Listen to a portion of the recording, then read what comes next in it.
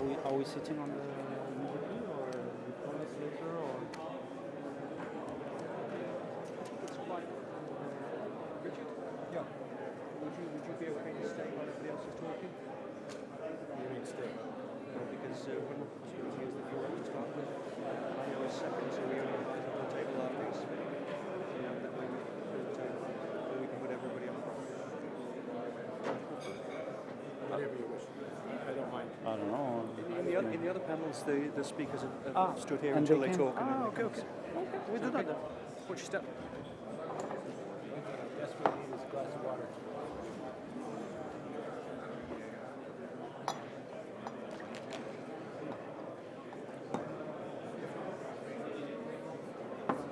Is it a good picture?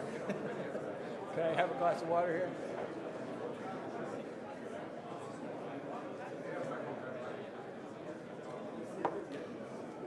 Too many television interviews.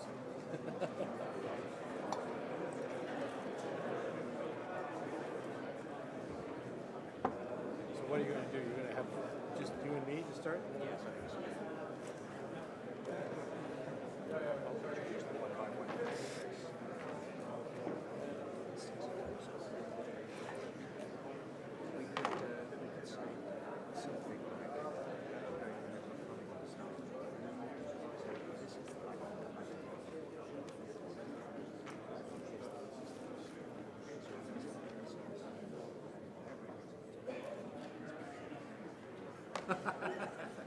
Well, happy birthday. I'm officially close to 1650 today, so that's what is that a problem?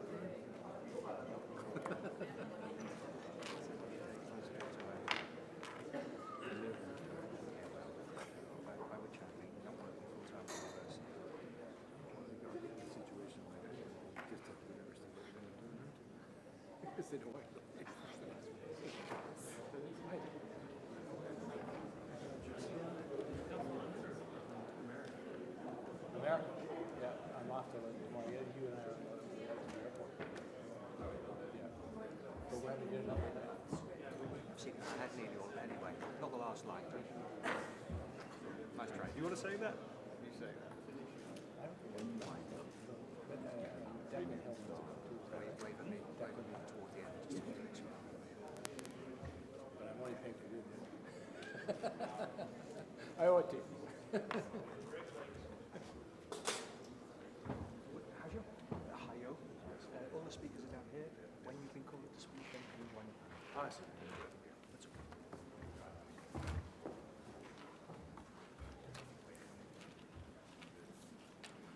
Normally you have to silence the crowd before you start, but listen, you can hear a pin drop already.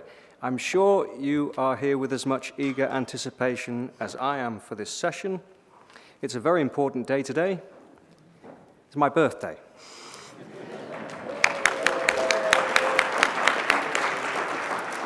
The rest of the program pales into insignificance, at least for my wife and me anyway.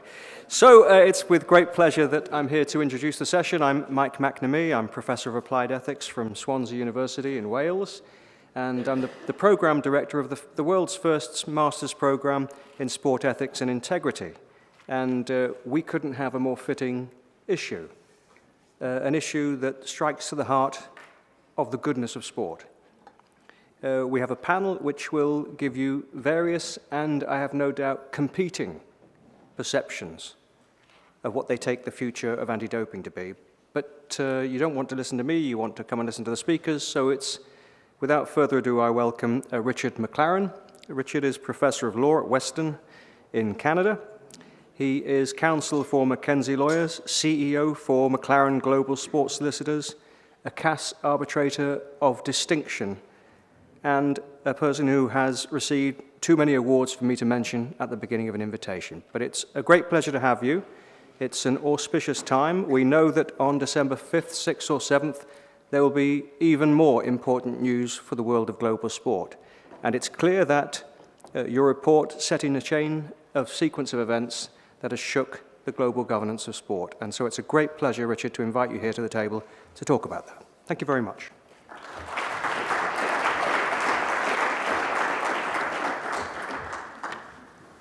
Well, Thank you for the introduction, and happy birthday. And it's a pleasure to be here. And, I'd like to thank Jens and others for inviting me to be here for play the game.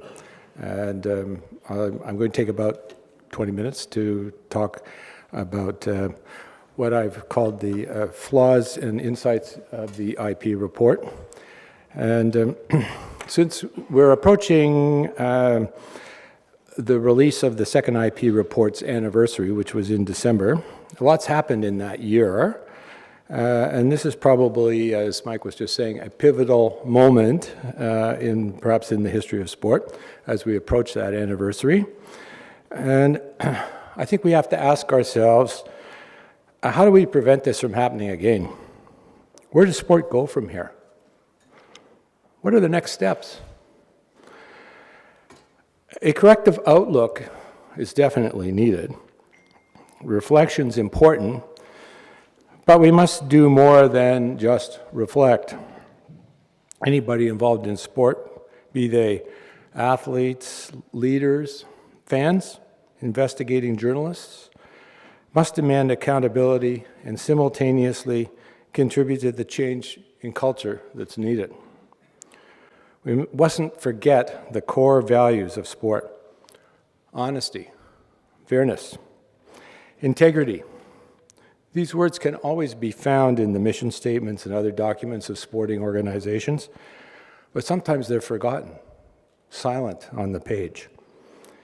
The findings from the IP report are, I think, a wake-up call, and we must address the flaws in the system, and I hope to point out just a few of them to you in this discussion. And just to set the framework, just a quick set of facts. Most of you probably know, but those are the dates of the reports. These are the findings. That was the IC Commission at the bottom when I was a member, and Richard Pound was the chair, and that's Gunther Younger, the other person on the panel. And the findings were the fail-safe doping system, protections in the field, and sorry, just get this a little out of the way here. False reporting and sample swapping.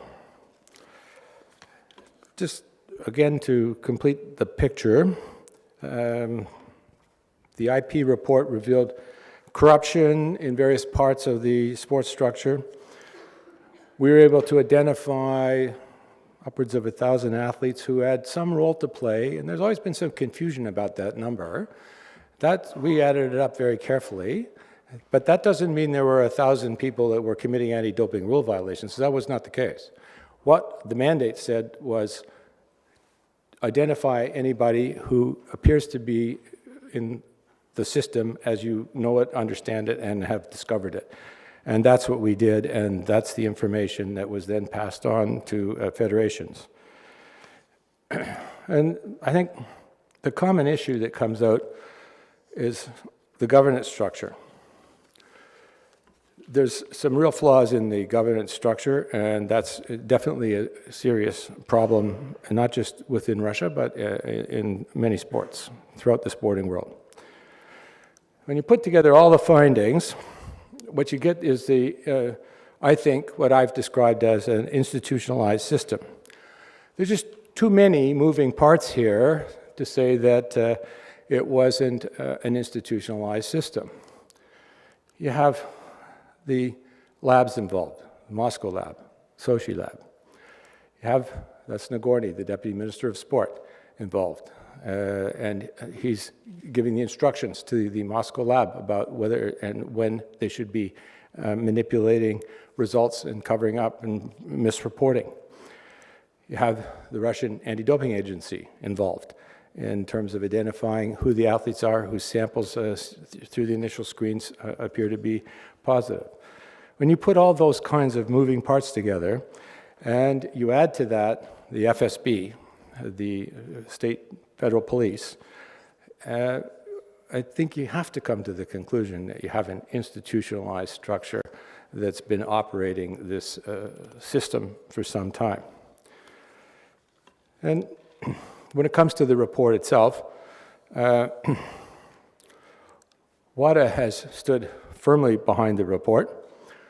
And I prepared this slide yesterday, and that was accurate. 14 athletes had been sanctioned by the IOC, but as of this morning, today, it's now 19, through the disciplinary commission actions. You have the IAAF, who also have supported the report and the findings of it. And yet, we still have Russia continuing to reject the findings and to shift the blame. They blame the messenger, that's me. They try and suggest that WADA and the IOC are somehow implicit in this. There's been a number of acknowledgements from different sources. They're all on the screen, but I just wanted to touch on a couple of acknowledgements from the Russian side. On the November the 17th, Zhukov, the head of the Russian Olympic Committee, continued to insist after WADA's November 16th decisions that Russia did not have and does not have any state-backed doping system. Now notice he shifted to state-backed, but I don't call it a state-backed. I did initially, but I changed the expression to institutionalized because I don't have any direct evidence that the state, as the Russians would describe the inner circle as being the state, was involved. Then on November the 22nd, you have the now Deputy Minister, but then, or at the time of my work, the Minister of Sport, Mutko, and here's his comments on the 22nd. People have been brainwashed that all guilty lies with Russia. Nobody remembers about WADA and the IOC's responsibility, shifting the blame to them. It is us who should ask WADA, whose 22 representatives worked in Sochi's laboratory, what did they do there? Were they asleep? Now, the more you continue to express those kinds of statements of denial, I think the more you build the case for a stronger set of sanctions against yourself. And WAD has asked that they come forward with some kind of recognition of what's in the reports. So far they have declined to do that, and they would provide access to the doping samples that are in the control now of the investigative committee, but were with the labs, the Moscow lab. So I want to turn to what I think comes up as some of the flaws of the system. There's a combination of factors that have created really a vacuum in the doping system that allowed it to operate in the way that it did, both within Russia and from the IC work, also within the International Athletics Federation. This is probably driven by this win-at-all-costs mentality that we seem to have, medals at any cost. So what we have to do is we have to change that. How do you change the culture of sport? Starting now. Well, I have a few suggestions, and I'd be happy to discuss them further when we get to that stage with the panelists and the questions. One of the clear flaws is no compliance authority for WADA. So they aren't able to deal, and really neither is the IOC able to deal with a country. They have to deal with sporting organizations, and they've now corrected that to some extent by bringing in this new reform, which just happened last week, with the acronym ISCCS, otherwise known as the International Standard for Code Compliance for Signatories. Now that doesn't take effect till next April, but it's a step in the direction of trying to put into the code, and it'll require some other modifications to the code, a system to try and have a better mechanism for sanctioning. It's still not a complete mechanism, and it can't, of course, deal with nations, countries.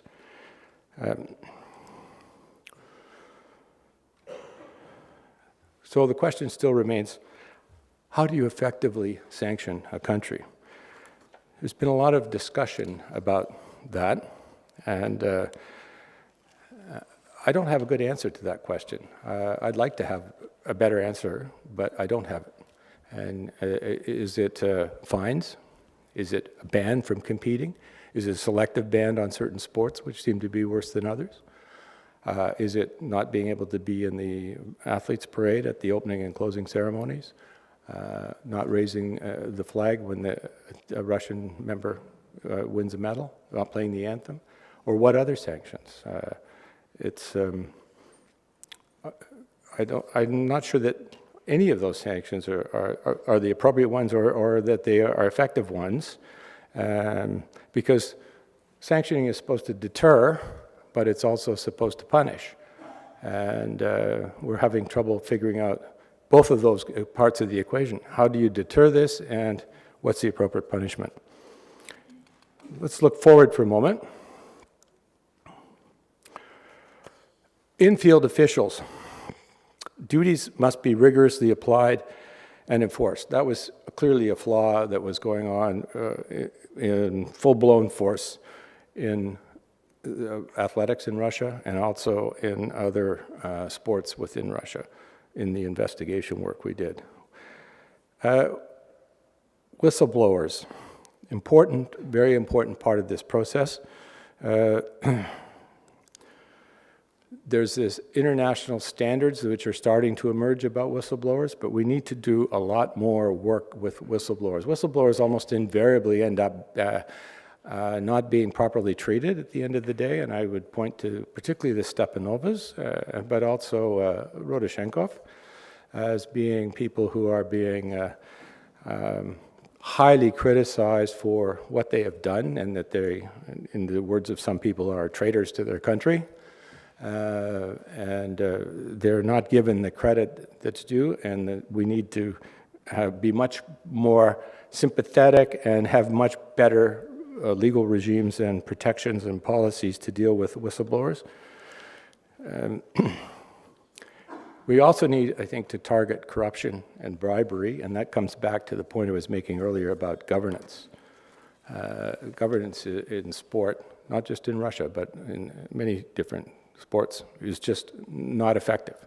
One country, one vote is a problem. Too much power is a problem. I have a slide about that coming up. But before we get there, looking forward, what do we do with athletes and their entourage? You know, we're catching the person at the end of the chain, but all the people up the chain, the coaches, the trainers, the medical professions, and people above that in some cases, how do we get at them? Because that entourage has to prevent rather than avoid. And that includes the coaches, includes the trainers, medical professionals. That's Coach Chagin, the race walking Russian coach, who's been banned, the medical profession. Portugalov, who was prominent in the IC report, who's also been banned.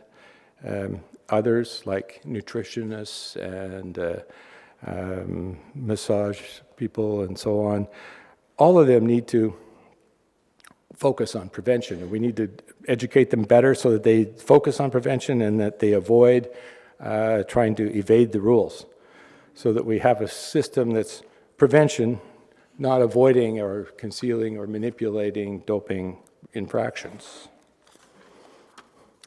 From the athlete's perspective, as contrast to the athlete's entourage, athletes,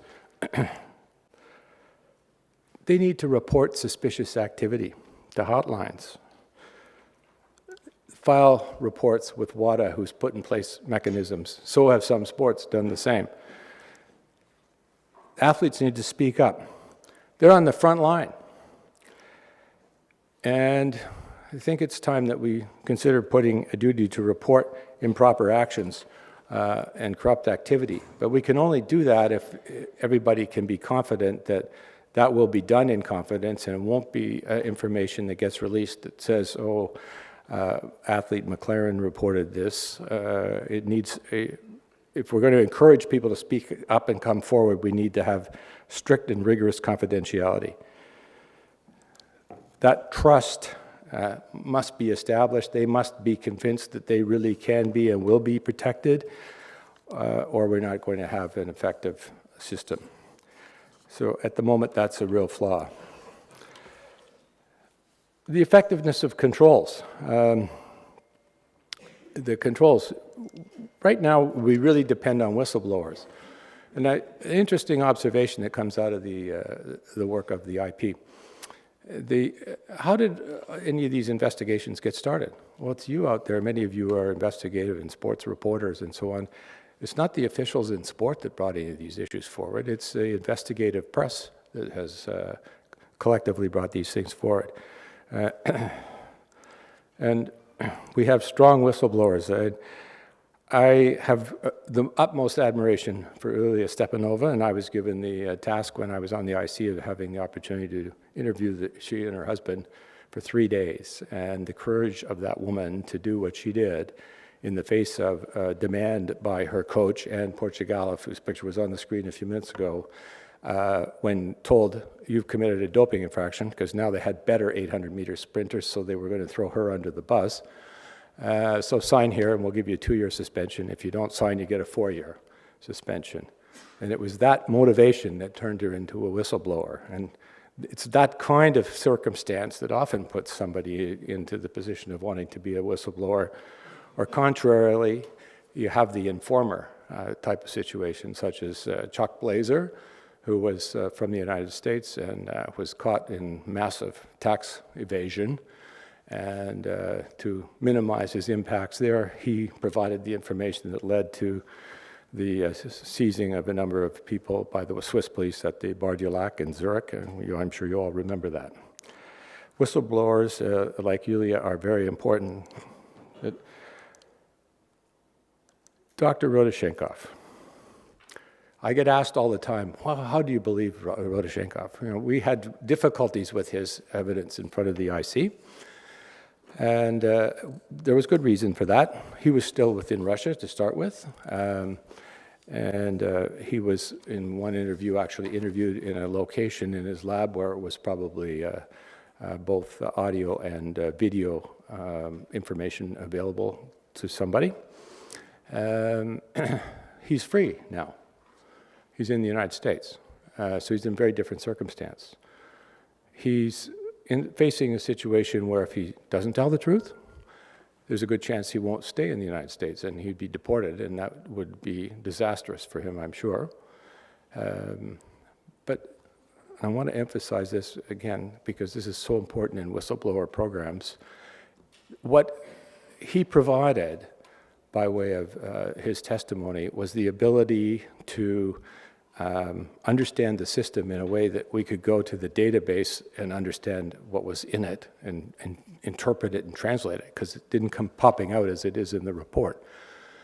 And also, I didn't take anything that he said without corroboration. So I had other witnesses, confidential or otherwise, who corroborated what he had to say, or had forensic evidence that said, confirmed what he had to say.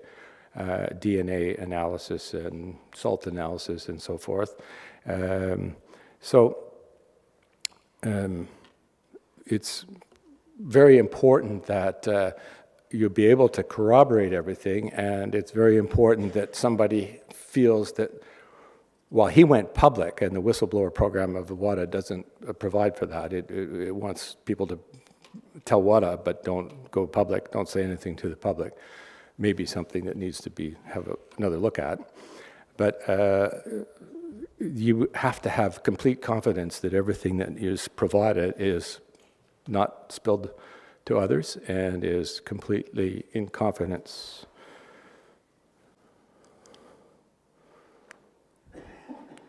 Looking forward again, and the governance structures of the IOC, the IF, the NSOs. For one thing, it's a monopoly structure. The charter, the Olympic Charter gives the Olympic Committee the superior power. They recognize only one international federation. Each international federation recognizes only one national governing body. They operate as monopoly control type of organizations, so they are very tightly controlled. One of the problems you see, particularly with the part of the investigation dealing with the IAAF, financial power, which was vested in one single person, and I know of several other organizations that are in similar circumstances. There just aren't the internal checks and balances that are required. Now, the Tennis Integrity Unit is doing something interesting. Sorry, I said the Tennis Integrity Unit. I meant the IAAF Integrity Unit, in that they're, first of all, putting independent people in a position of oversight of the sport. And so they're acting as a governing oversight, an independent watchdog, like a public compliance would organization like the Securities Commission would oversee companies that trade on the stock exchange. I think we need to look further for those kinds of internal checks and balances. And right now there are no external reporting provisions anywhere. Let me turn to my last slide because I see that the time is up, is flashing at me here. What's next?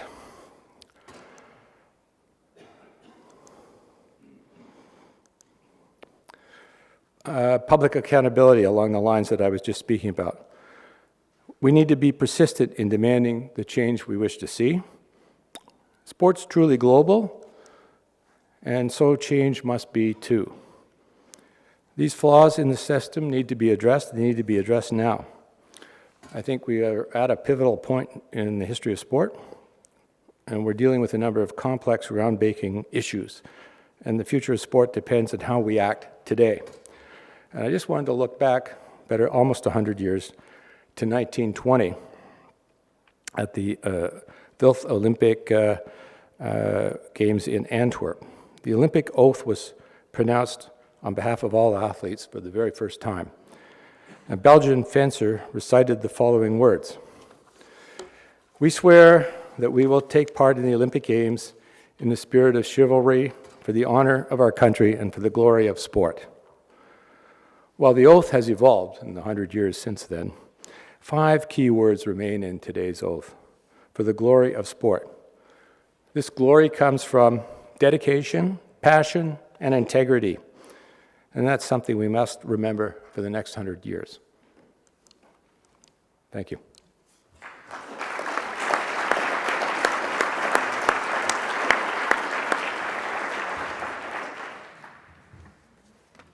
Thank you very much, Richard. It's my pleasure to bring to the stage the second speaker. Hajo Seppelt, well known to you, is a freelance journalist in TV and in radio, a strong and perhaps fearless voice, independent in nature and striking in its tone, and is on his mobile as we speak. I'm hoping you'll come, Hajo, and give an alternative perspectives in some places, perhaps complementary in others. Hajo Seppelt.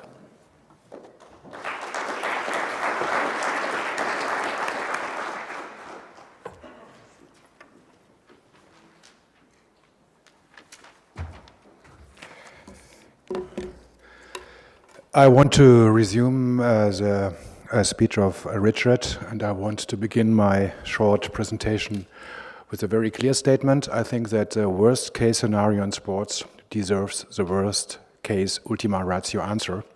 That means we are talking about state-run, and say it very clearly, state-run, state-supported doping, an unbelievable aggressive attack on the integrity of the cultural good of sports, and that needs a very clear answer.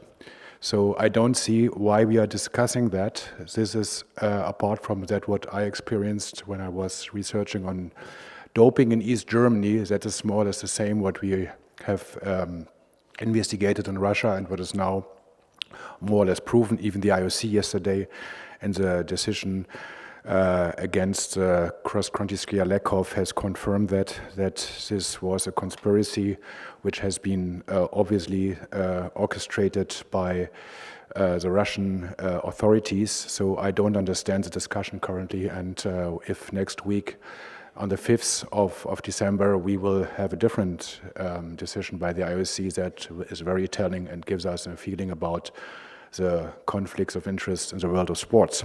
And that leads me exactly to what I wanted to present you from my point of view, from a journalistic perspective.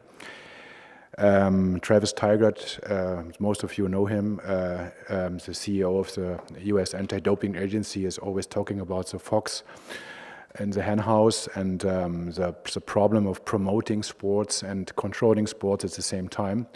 And we as journalists, I'm working for German television now for around 20 years on doping stories, and I'm doing doping stories since more than 30 years. So I made very different experiences in my work all over the years, and I would distinguish and differentiate a little bit between the biggest stakeholders in the world of doping and the world of anti-doping globally, which is WADA, which are the international federations, and which is the IOC. And I give you just 3 examples which might explain you, from my experience, why this problem is still existing and will not be solved, although the IOC steps back and understands that the way they are dealing with the doping issue is absolutely a big failure and will not help to solve, to reduce the problem of doping in sports. But let me first start with WADA, the World Anti-Doping Agency. I'm following the work of WADA for many years, and what I can say that there are really good people in WADA. I have to say that very clearly. We're really trying hard almost every day to help to clean up sports or to improve the situation. As everybody knows, WADA was created almost more than 15 years ago, and this was at that time a very good idea. But facing all the problems in the international sports business, you see that WADA has a really big conflict of interest itself. Because if you know that 50% of the WADA finance budget is coming from the Olympic movement, and 50% from the governments, and we are talking about around, Benjamin, you know it better, around $30 million per year. That is absolutely not enough to challenge and to work on this unbelievable big subject. And that explains also why WADA, for example, was, from my point of view, too reluctant, too hesitant to start really tough proceedings against Russia when the story was already at least known within WADA. I talk about Russia. I know that the code changed in 2015, which allowed WADA to do even more than before. But from my point of view, it is not understandable, and to be honest, it was not very. Let's say it was not very fortunate that WADA had all the information from Vitaly Stepanov in 2010 already, and all over the years afterwards, received information from other whistleblowers from Russia, but did not take really big action. What I have also to say is that there have been, as I said, good people in WADA, and so they informed me in 14, sorry, or late 13, no, early 14, about these 2 whistleblowers from Moscow, Vitaly Stepanov and Yulia Stepanova. So I have to say that because of the then chief investigator of WADA, Jack Robertson, I became in the position to work on that subject. That means there are good people in WADA, but there are also people, and sometimes they are on the top, who have clearly conflict of interest. I have my strong discussions almost every week with Craig Reedy about that subject, because I think to be an IOC member on one side and that means to promote sports, to promote the culture of sport, and on the other hand to be the WADA president, that doesn't work. And I think that must change in the future. People cannot wear 2 hats when they have these very different tasks to work on. So this was an example for WADA, why I think it was a really big problem at that point. I'll give you another example. The international federations. 2011, ARD German television, we have a doping research department. We did a story about the blood testing of procedures of the international federations. At that point, particularly in winter sports. So we asked them really very usual, easy questions. For example, we asked at that point the International Biathlon Union, how many blood tests, and we don't talk about full blood tests, the experts among you will know what I mean. I talked about blood serum tests, which is the difference, because with blood serum tests you can detect GH in the organism, so that it's a better and more effective method than any other. And I just asked a very simple question.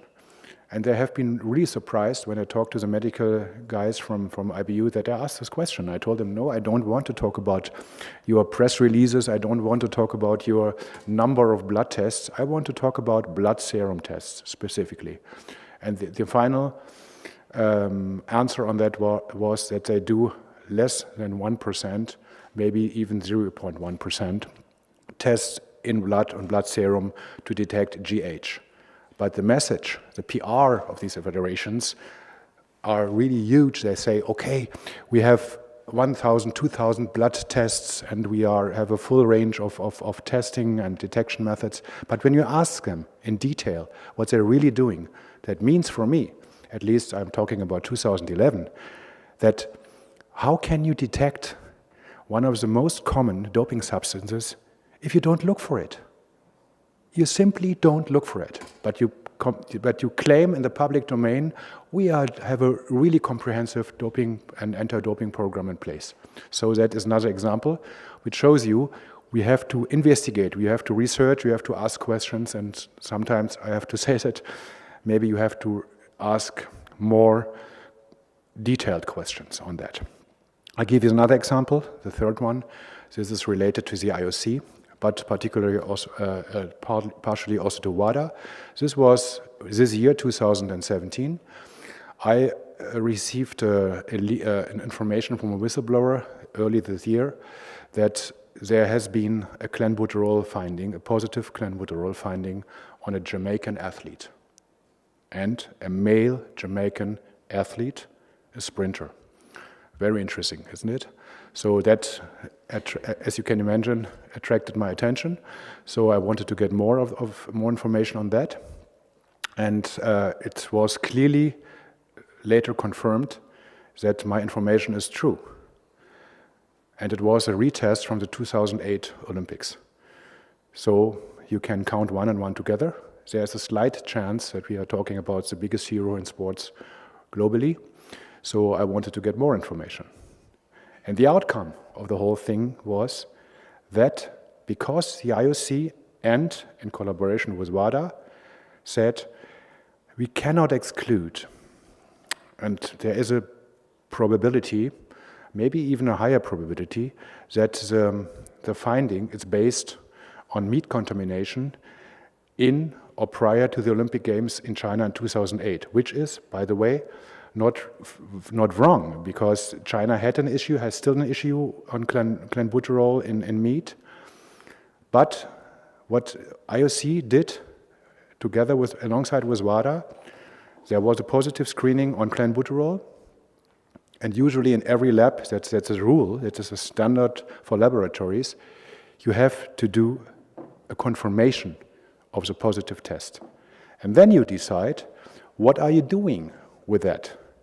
Maybe you do an investigation, maybe you check out how big is the chance that it's based on doping or it is caused by meat contamination, you just check it.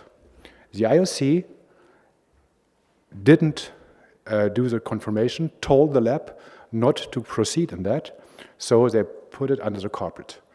And we don't talk about one person, we talk about several athletes from Jamaica at that point. So we did that story. IOC had to admit, and WADA confirmed, that this was done because there was, from their point of view, a big probability that it was based on caused by meat contamination. We did some research. Sometimes I ask the question why we do have to do the research, why WADA or IOC don't do the research on that. It was obvious that in the Olympic Village in 2008 and in Beijing, there was a strict food security program running in place. Before and after the Olympics, the Chinese authorities released big information on security of the food in the Olympic Village and around. The Jamaicans had their own cooks in Beijing and in the preparation camps with Jamaican food, by the way. So the chances that we are talking about clenbuterol contamination caused by meat became lower and lower. But the IOC said, and WADA said, we don't check that, and we tell the lab, don't do that. So can you understand that me as a journalist, I have to ask a question. What is going on there? Where is the transparency? And if you see that problem, if you face these problems, if you see what the international stakeholders in anti-doping, in particular the IOC, who failed to address the anti-doping issue, from my point of view, in a proper way for many, many years, if they do that in 2017, and we talk about the retests of 2008, we talk of the Olympics, we talk about a Jamaican sprinter, then you have to raise a lot of questions. And that's what brings me to the discussion that we are, as investigative journalists, and people like Richard McLaren, or in the IOC, a few people like Richard Pound, they have to raise their voice, they have to address that issue, because others simply don't do that in the way they should do it. Now we have the International Testing Authority, also very interesting thing. Yesterday we had here Francesco Riccibiti, ISOF president, on the podium. I was wondering, when people ask the question, how does it work that you have one head in the WADA, Foundation Board or Executive Board, I don't know, I don't remember, and the other head you wear in the new founded ITA? He didn't answer the question. Once again, how is that possible? In policy, in politics, the clear conflict of interest would be visible for everyone, and it would not happen. But that is possible in the world of sports. So I will resume and sum up to say that, as I said yesterday, the IOC decision in the Lekov case showed very clearly that even some people in the IOC have now understood that what has happened in Russia is the worst, the biggest thing in the last 10 or 20 years, maybe more, what we have seen in the world of sports. It's a fundamental attack on sports, and from my point of view, that needs a very, very clear answer. Thomas Bach is sitting between a rock and a hard place next week, because everything what he will do will not help him, will damage him. If he is and his executive board will decide in favor of a full ban, or if they will allow the Russian athletes just to start under a neutral flag without their national anthem, they will get a lot of shit from Russia. And I really would like to know what the Russians have in their Kremlin basements, which skeletons are there, which might help to influence the decision, let's say it this way. The other thing around, if I know I have to finish, the other way around, if you ask the question, what will happen if they don't ban the Russians, if there will no neutral athletes starting in Pyeongchang, what message will that send to the whole world? That means, for me, you can do what you want. You can fully undermine the system. You can commit crimes. That for me is a crime in sport, but welcome to the games. Is that the solution? Thank you very much.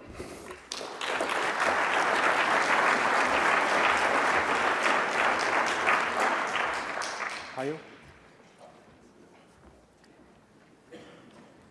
I think I was between a rock and a hard place there, to tell you the truth. There's no rule which tells you how to interpret the rules, so I'm making it up as I go along. I think you had everybody there in the palm of your hand, and so you had everybody there in the palm of your hand, so you had a bit of freedom with the time. However, time is marching on, so can I call to the panel, please, Benjamin Cohen. He is Director of WADA's European Regional Office and also in charge of International Federation Relations. He has a strong background in legal and governance matters. He has held appointments for FIBA, the UEFA, and the UN Office for Sport for Development and Peace, and is currently, as if that wasn't enough, undertaking a PhD in governance. Thank you very much, Ben.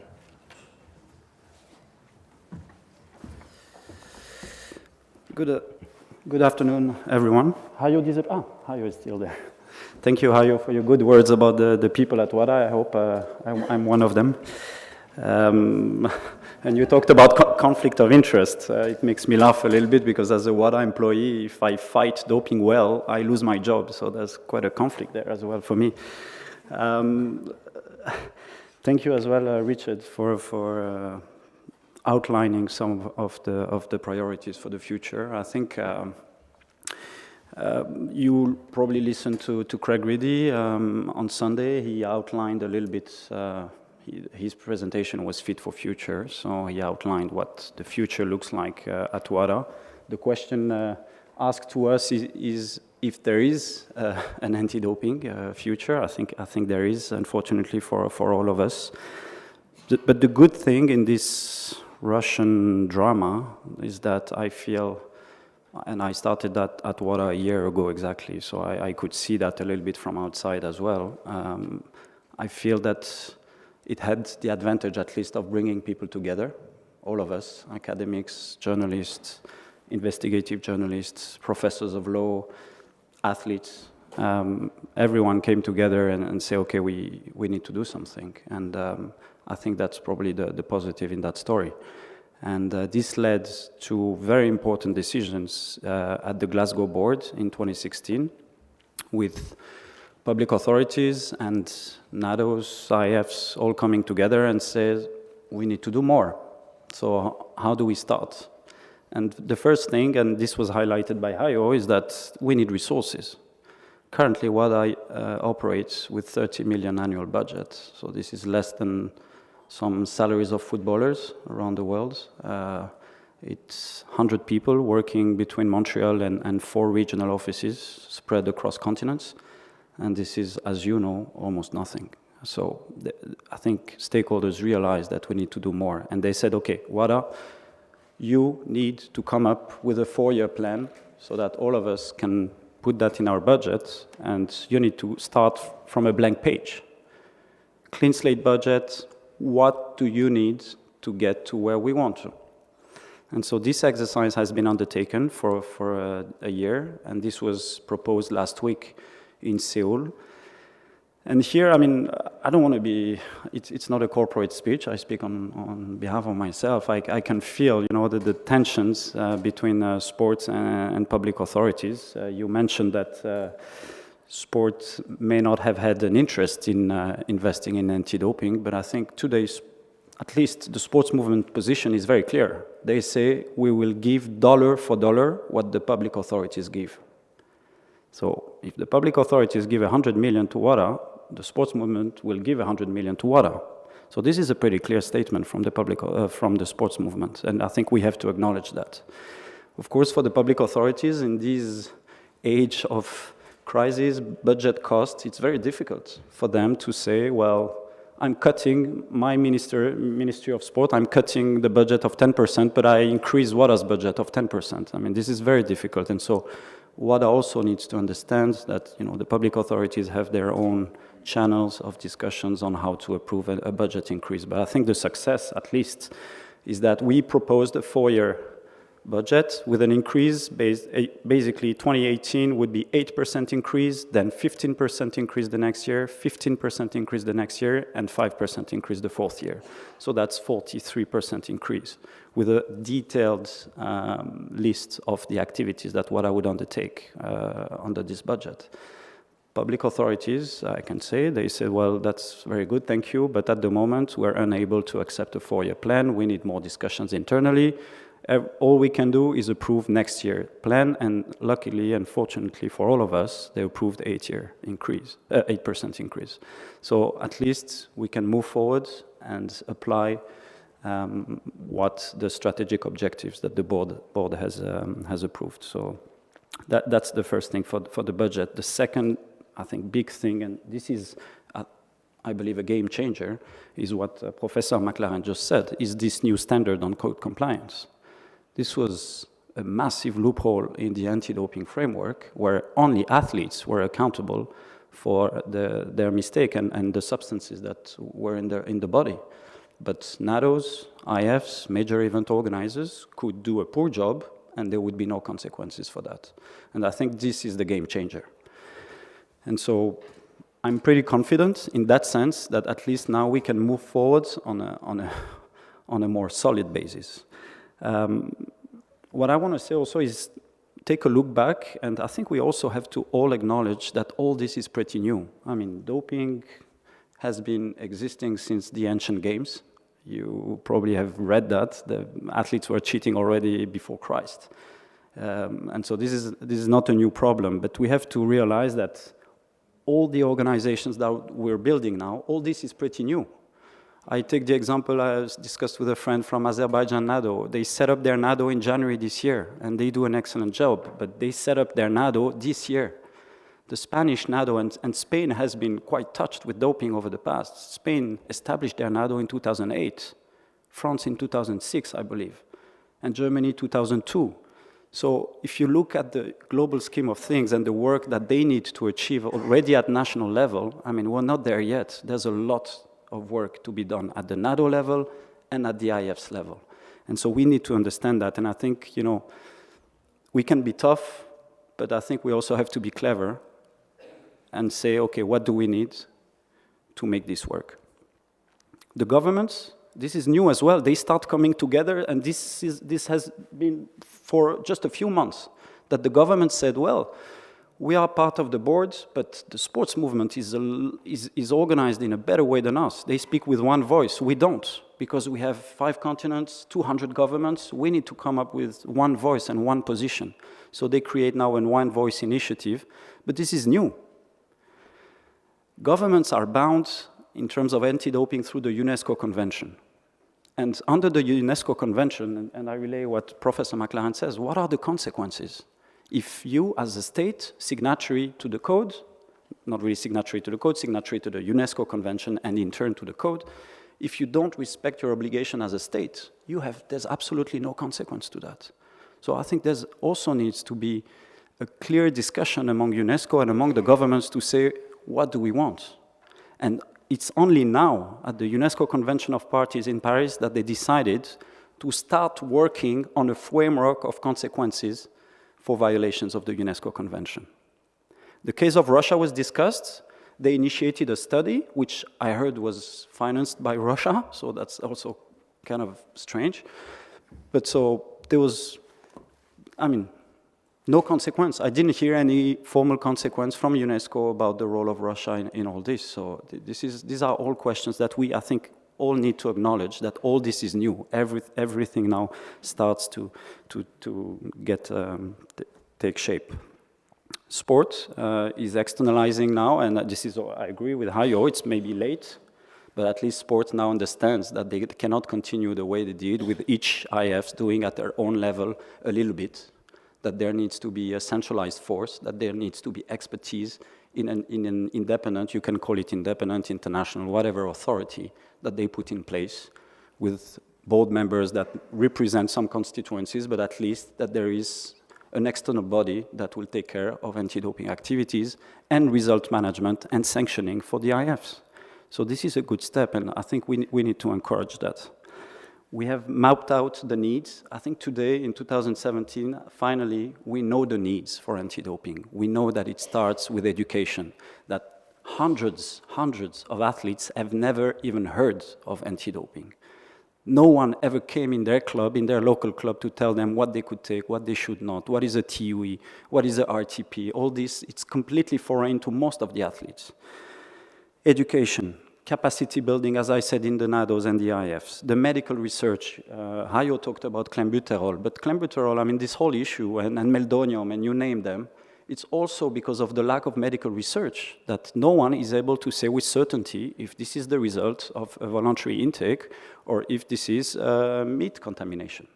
So we need medical research. We need quality laboratories. Today, we cannot create 100 laboratories that will all be at a certain level. We need top quality laboratories, and we all need to invest in those. Testing. We do 300,000 tests per year for less than 1% positive that come out of it. Can you imagine the investments that is made into testing? And this probably needs to change. There needs to be clear discussions on what to do to test more intelligently, test over time, use the blood passports to do that. And so this all can be done also based on intelligence, on investigations, on whistleblowers. You imagine all this is mapped out now. And finally, of course, the compliance monitoring of all the ADOs, WADA need to be equipped with proper resources to go and knock at the door of each of the signatories and say, okay, tell us what you do. Do you do that correctly? Yes? No? You don't? Well, then there will be consequences. And the consequences in the standard are now pretty tough. If the NADO or the IF don't do their job correctly, they don't go to the international events, they don't go to the games, the national Olympic committees will not be able to send athletes to the Olympic Games in the most critical case scenario, and including fines as well. So everyone agreed on a system and framework of consequences, and this is really good. Finally, ADAMS, we all know that IT is the future.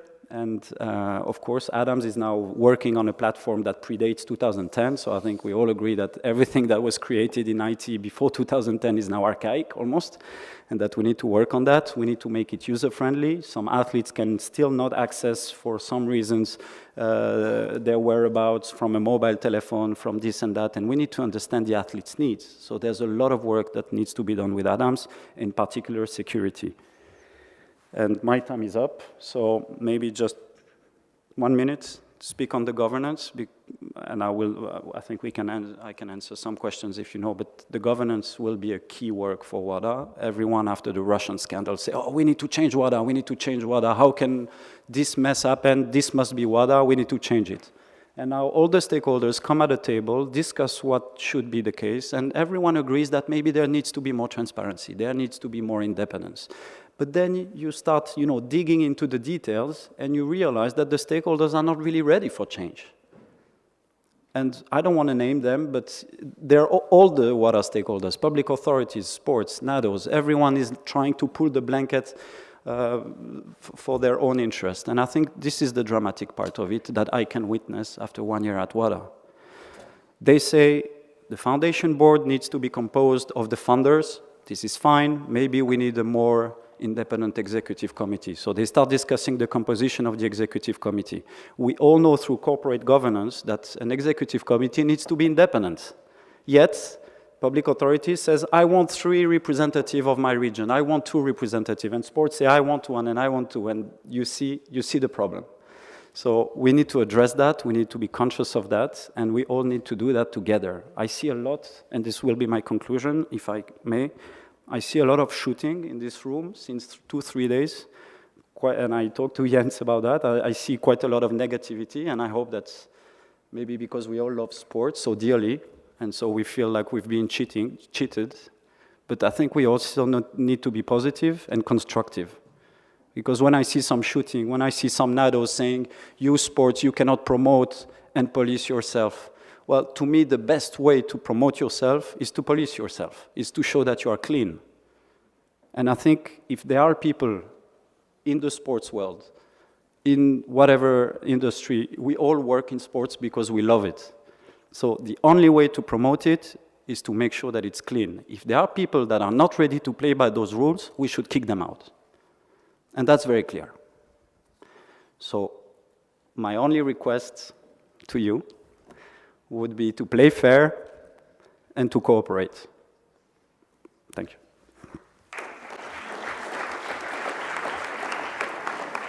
Okay, in any regulatory function, there's a tension between fairness and efficiency. Each of the speakers went over time, so I let them all go, just to be fair. Now, we have 3 short panelists who will make a 2-minute speech. A 2-minute speech, which gives you the chance to make 2, maximally 3 short, sharp points. Michele Verroken will be first up. Michele is Director of Sport Integrity and former Chief of Antidoping at UK Sport before it became UK Antidoping. She is the Medical Secretary for the Commonwealth Games and represents a number of sports as an advisor on sport integrity. Michele.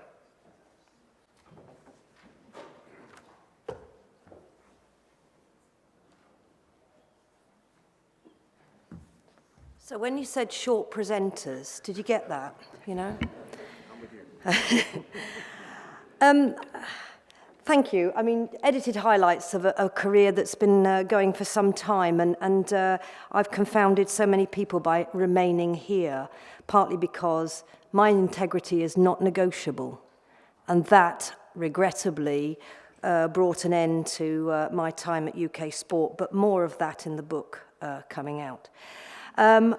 Which future for anti-doping, if any, I was asked to talk about. And I'm reminded of Alice in Wonderland when she met that cat and said, which way do I go from here? And the cat said, well, where do you want to go? And Alice said, well, it doesn't matter. And the cat said, well, it doesn't really matter which way you go then. And that seems to be what most of the people are now sort of wrestling with.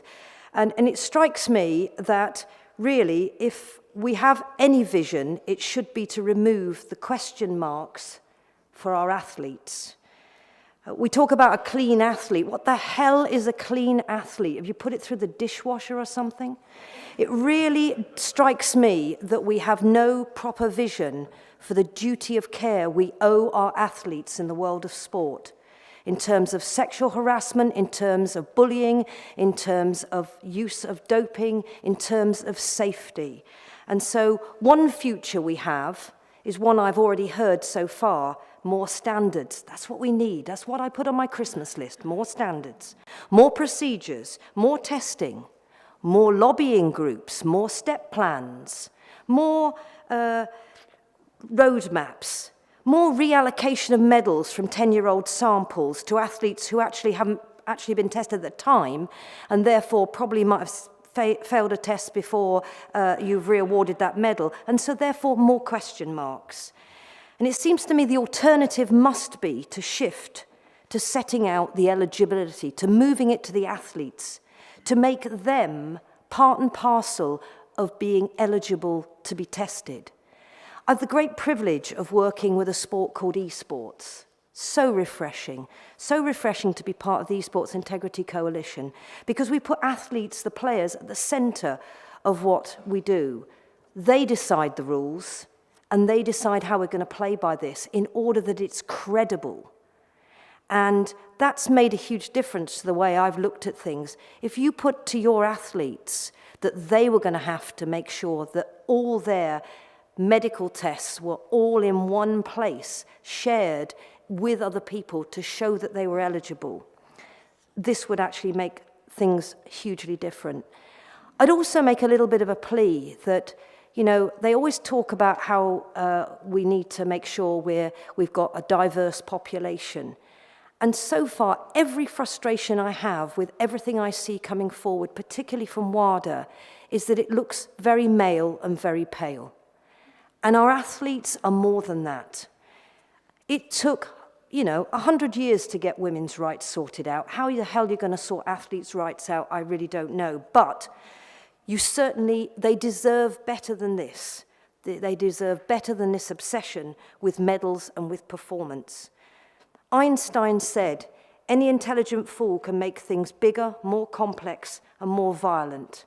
And it takes a touch of genius and a lot of courage to move in the opposite direction. Now, if you're obsessed by code, if you're obsessed by systems, start thinking about the people that you really need to impact upon. You ask for a budget increase. If it's only to do more of the same, you don't deserve it. Thank you.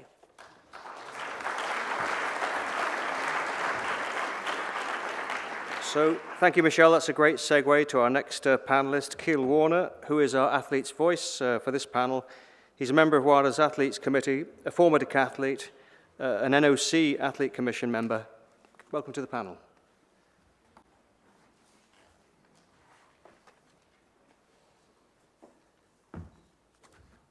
So I think the pressure is on me to actually stay within the 2 minutes. Thank you for being here. Well, thank you, Michele, for doing a lot of the work and speaking on behalf of the athletes. So I think I can say a lot of athletes are frustrated by the state of sports. Not just athletes, but also a lot of you in the room. The inability to for sports to change itself, to fix the problems we have. We need journalists, we need whistleblowers, and there are very few of them, to actually get things going. So yeah, Is there a future for anti-doping? Yes, there is. I have 2 little daughters. If they choose to do sports, I hope to do it. They can do it in a clean and good environment. But to do so, maybe we should just go back to why we do sports. I chose to do sports for passion, for fun, just for the emotion of it. And to have that ingrained in all sports organizations, I think that goes a long way to fixing part of the problem. And to do so, I think it's good to have the athlete's voice on any part of a sports organization. We need to stop fighting amongst ourselves, all the conflicts of interest within any and all sports organizations, but also with governments, around doping, about politics. Sports and politics shouldn't mix, but they do mix on a lot of levels nowadays, unfortunately. So also athletes play an important part, but they need to play their part and they need to be empowered. They need to be educated, they need to be engaged, and they need to know what their role is to fight for the clean sports. A lot of athletes focus on just doing sports, but sports is business now, and if you want to be part of that business, you need to know what your responsibility is toward that business as well. So, in part of the time, I just hope you have good questions and try to fix the problem and not just criticize it, please.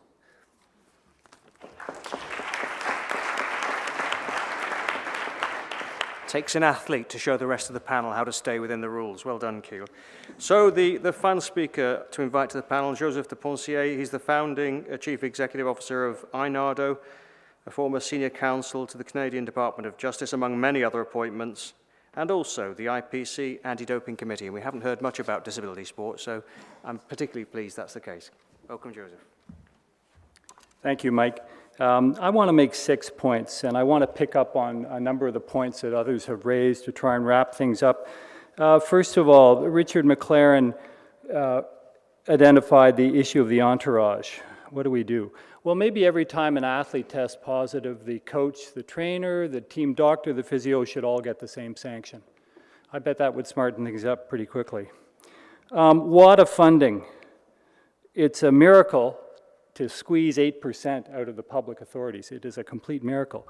But you know, if we recognize the money that governments spend globally on anti-doping, and conservatively it's between 200 and 300 million euros, dollars, pounds, take your currency. You know, the governments pay for the NADOs, the labs, they do make their contributions to WADA, they pay for drug prosecutions, they pay for drug regulation. If the sport movement matched that amount of money, then WADA would have a useful budget to work with. Athletes currently are more willing to go to investigative journalists to report doping suspicions than they are to their anti-doping organizations. That is a huge challenge for our community. We've got to do a much better job of supporting, protecting, and yes, celebrating whistleblowers in order to get them to come to us and not to go to this gentleman, not to go to Hajo. WADA governance. You know, NADOs have been invited to participate in the discussions about WADA governance. We don't have a seat at the table, so we really don't have a position to protect. And if WADA was governed properly with independence at both its foundation board and executive committee, as many leading international companies and organizations are, we wouldn't have to worry about having a position to protect. So please, let's see some independence in WADA governance coming out of this exercise. The international standard for code compliance for signatories. It's a really good first step. And if you looked at the way it's constructed and think about the circumstances of Russia, it'd be pretty clear what the outcome would be.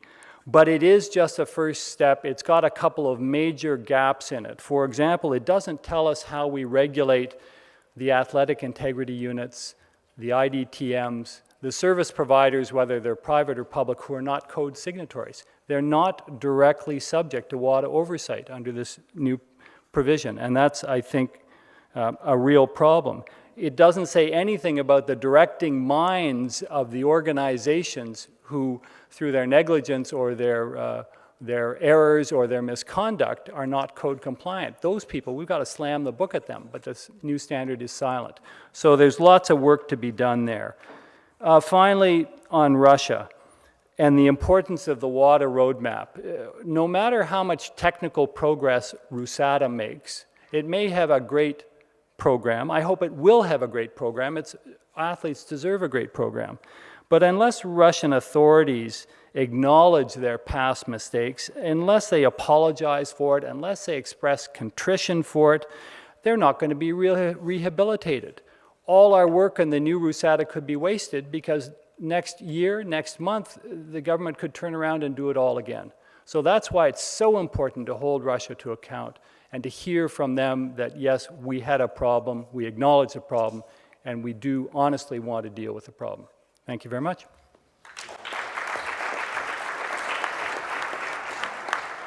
Okay, that leaves us 50 minutes. Thank you, all the speakers. 4 themes I've heard about, perhaps there are more. 1, collective responsibility at the national level, maybe even at the athlete entourage level. The functions for the international standard of co-compliance by the signatories, the athlete voice, and the relationship to other integrity bodies and functions. The floor is yours, but here are the rules of engagement. First, brevity is the soul of wit. So, you've had 50 minutes or more to compose a clear, short, concise question. No speeches, please, from the floor. You may direct your question to a particular panelist, or you may direct it to the whole panel. Please introduce yourself before you ask your question, not make your comment. The floor's open.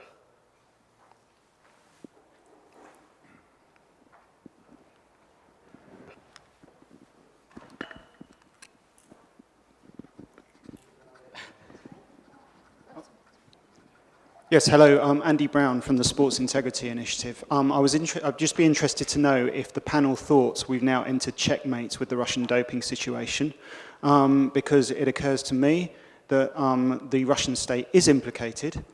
In the independent person report produced by McLaren, Vitaly Mutko was directly implicated. He was promoted to from Russian Minister of Sport to Deputy Prime Minister. Which means he answers to Vitaly Mutko. They are implicated. They now can't admit that they had a problem with systemic doping in Russia, because to do so would implicate their Deputy Prime Minister, who also happens to be chairman of the local organising committee for the Russian World Cup happening next year. So we've entered a checkmate situation, and I wanted your thoughts on that. I think, Richard, that's for you.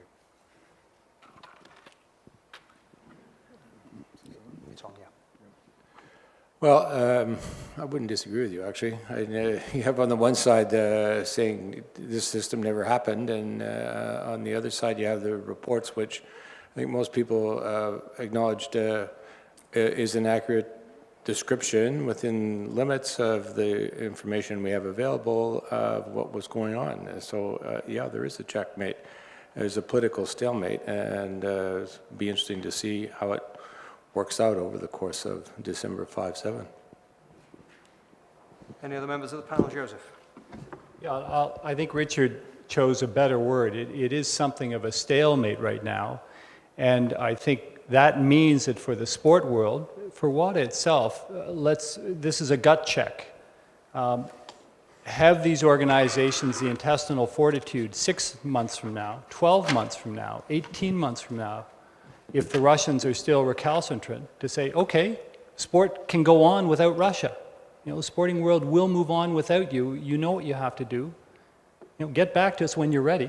But in the meantime, we're going to go on. We'll hold the Tokyo Games without you. We'll hold the Beijing Games without you, if that's what it takes. So let's see if people have the strength of their convictions. Okay, we'll move to the second question. Nikki Dryden. So my question's about China, actually, and thanks to Hajo and ADR, we actually are talking about China again. We wouldn't be in the mess we are with Russia if the Olympic movement had dealt with China properly in the 1990s. So there's a lot of discussion about the state being sanctioned and the authorities within a country. But what about responsibility that FINA had and the IAAF in the 1990s? Because this was pre-WADA, obviously, for taking responsibility and penalizing them as this story unfolds in China with what their responsibilities were back then to holding China accountable for its systemic doping. Is that directed to any particular member of the panel? I'd love to hear from Richard and Hajo on this, I guess. Are you referring to the recent revelations by one person? Well, and first of all, it's history. I'm not sure that we should go back and try and rewrite history. And I don't think we should probably conduct an investigation. It's too late. It's too old. You're not going to uncover the information you need to really deal with the problem. But that doesn't mean that we perhaps shouldn't have a hard look at what's going on, particularly since it's going to be a host nation for the Olympic Games. Not that I think that we'll ever see another sample swapping process within a lab at any Olympic Games or any other international event for that matter. I think that's a one-off. But I don't think I'd go back at this point. It's too far in the past to really get sorted out by any kind of an investigation. When we aired that story a couple of weeks ago, the main goal of our coverage was not to say that there was a widespread doping in China decades ago or years ago, which I'm 100% sure was a fact, a matter of fact, and we don't know what's currently going on in China. What we wanted to show with that witness, who is now living in Germany and has applied for asylum. She's 79 years old. She's sick. She's in Germany with her son. We wanted to show that if you speak up about doping currently, today, nowadays, then you face problems in China. And that's what we wanted to tell the audience. That means it's pretty risky to do that. And again, I refer to the IOC and to the unbelievable, incredible words. I remember that from 2008 when we did a documentary about doping in China, and maybe we will do one more prior to the Beijing Games 2022, I don't know. But I remember Thomas Bach's words that the Olympic Games in Beijing will help to improve the situation of human rights in China. Exactly the opposite happened. Exactly the opposite. Now, and Mickey Warden has, I think, has confirmed that, and other people did that too, from Human Rights Watch, that the situation in China is worse than before. So again, the so-called legacy of the Olympic Games was not fulfilled, and we have a real serious problem in China. The problem is, for us as investigative journalists, it is, let's say, complicated, difficult enough to investigate in Russia because I don't speak Russian. I cannot read the newspapers. I always need translators. But just have in mind how difficult it is for us in China to investigate. And knowing that, for example, prior to the 2008 Games, it was not that complicated to travel in China, to go to some provinces. Maybe we had some people following us, but it was not that complicated. Today, you have to ask, if you want to go to a province in China, you have to ask for permission. Someone is accompanying you from, I guess, a state secret service. So you simply have not a chance to really investigate in depth in China. So many people ask me always, Russia is not the only problem. Why don't you focus also on other countries? I always say there are two reasons. The first reason is that we have clear evidence on Russia.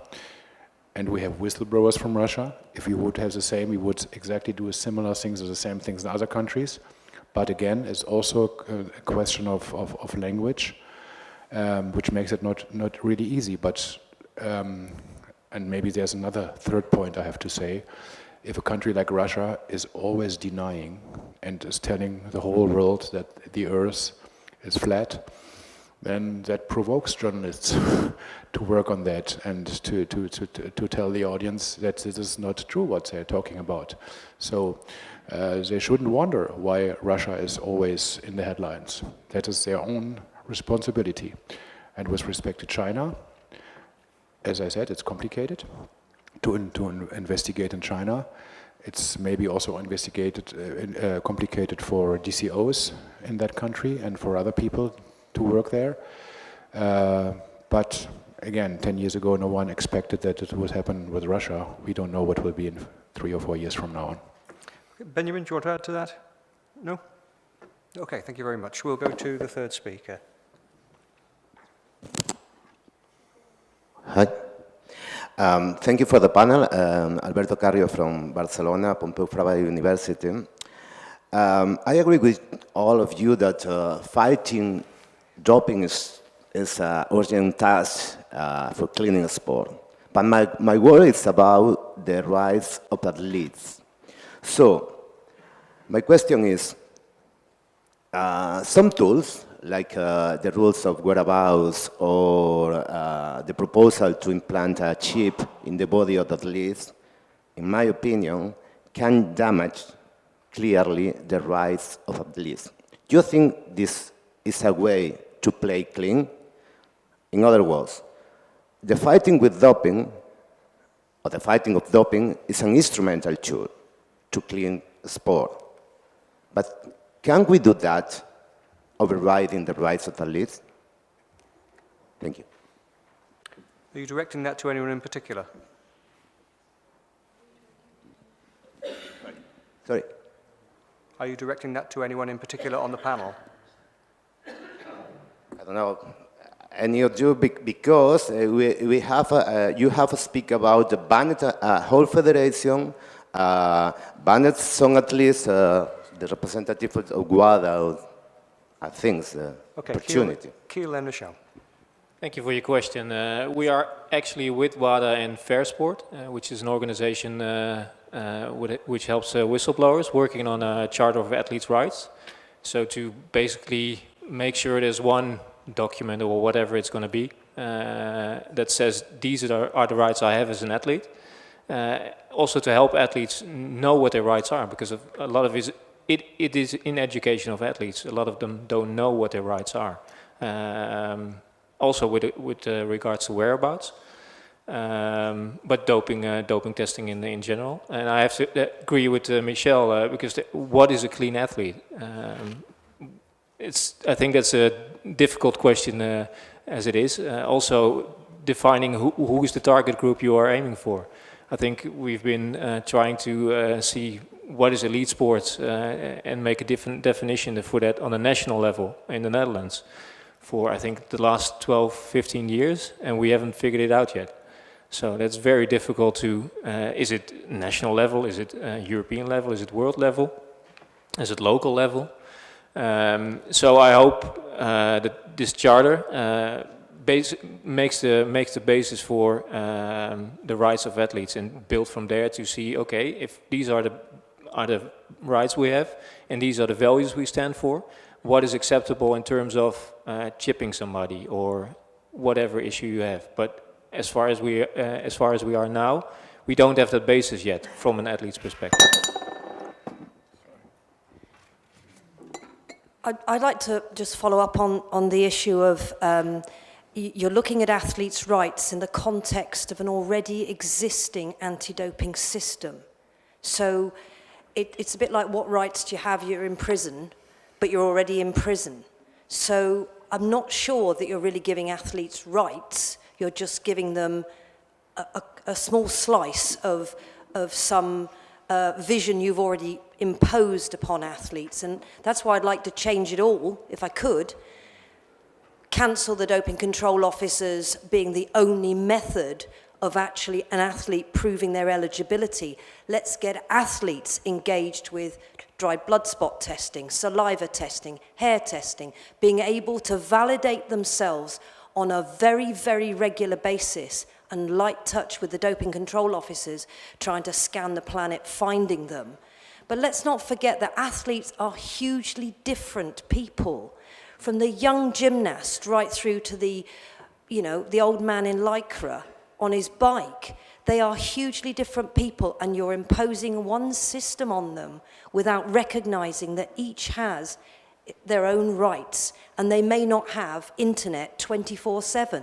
So I really find it very difficult when people say we're going to have an athlete's rights charter. Well, yippee-doo, because what is that going to change for the athlete? I think start with the athletes and stop doing exactly what you're doing to me. One woman on a panel, that's ridiculous. You know, we're 50% of the population, guys. with 50% of the population, and you're going to have, you know, some rights for athletes when you haven't recognised how different those athletes are, from the cheats to the people who have no idea what the medicines are going to be arriving at their village. Thank you. Niels Zurawski from the University of Hamburg. I have a particular question to Benjamin. You were very enthusiastic in your talk, and one sentence was knocking on their doors and tell me what you do. And I had the impression, and I wrote down WADA equals police, question mark. Are you wishing for policing powers to entities, to non-state entities like WADA or national NADOs, whatever, in the fight against doping? You were very enthusiastic about it, and I was shaking my head, you saw that. But can you clarify on that? Well, I think the question is out of date now, because the standard that was approved has made sure that WADA would not be the one deciding on the sanctions. If you ask me, my personal opinion... Policing powers, no policing powers. Absolutely no. WADA doesn't have the power to impose any sanctions. That's not policing. That's court powers. That would be judge powers. Policing would be knocking on doors, arresting people, investigation, going into that. Policing power. The other is sanctions, is something totally different. Yeah. Well, I think that's something that's being discussed ever since WADA was established. The governments are half of the stakeholders or shareholder of WADA, so potentially they could grant WADA. But you're not happy? If myself? Yeah. Well, there are two ways to do that. Either you give that to WADA and you say, you are the independent agency and we want you to clean the mess and give you the tools to actually clean the mess, or governments say, we keep that, but then they need to cooperate fully with WADA. I mean, it needs to be efficient in some ways. I mean, we speak ever since I joined WADA a year ago, we have some agreement with Interpol and we can call the police here and there, but how long does it take? I mean, we're chasing cheaters. They will always be ahead of us. So unless there is a very clear pathway and legal mechanisms for the sharing of information between police authorities, if WADA could call the German police and say, we need you to open that door tomorrow, that should be possible. The truth is I think today that's not possible. And I had Gunther Younger, which is the investigator who was a former chief of the cyber crime police in Germany, and he joined WADA as the main investigator. And the first thing that he told me, I said, so how are you? You've been just joining WADA? He said, well, I feel like a policeman without any tools, like without my weapons. Yeah, I was afraid you would say that. And that's the reality, so. Okay, to the right. My name is Sasur Baiwan, I'm a journalist. My first question goes to Professor McLaren. Your report made it clear that what happened in Russia was state-sponsored doping. So if you have state-sponsored doping, it means that people at the top of sporting governance in that state were involved. If you have someone who was a minister for sport and since has now become deputy prime minister of his country and is the head of the football association in his country, what does that tell you about the attitude of the country towards what you have told them about what goes on there? And then the other question I have... Let's stick to the first one if we may, please. Okay. Okay. Again, I think Hajo and Richard, we'll start with you, if you're okay. I think it was addressed to him. But relevant to you. Okay.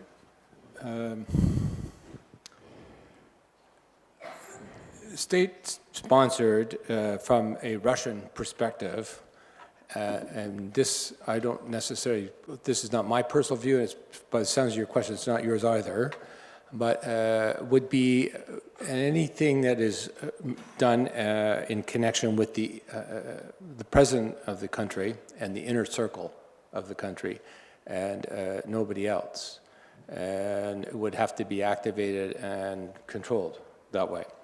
When I met with Russian officials, they made these points to me, and because part of an investigation is also to show that you're listening to the other people that you're investigating. I made an adjustment to my description, but without accepting the Russian definition, I was prepared to take the Russians' perspective and say, all right, from your point of view, my evidence really stops with the Deputy Minister, Nagorny. There's a picture I put on the screen at one point. Some of it goes to Mutko, who's, yes, you're right, the Deputy Minister now, Deputy Minister of the country, not of the Ministry of Sport. And so I said I can't describe it as state-sponsored, but I can describe it as institutional, as I did before you all today, because you have all these different moving parts moving around that have to be coordinated. It can't possibly be done as just by a couple of rogue individuals or even one rogue department or organization.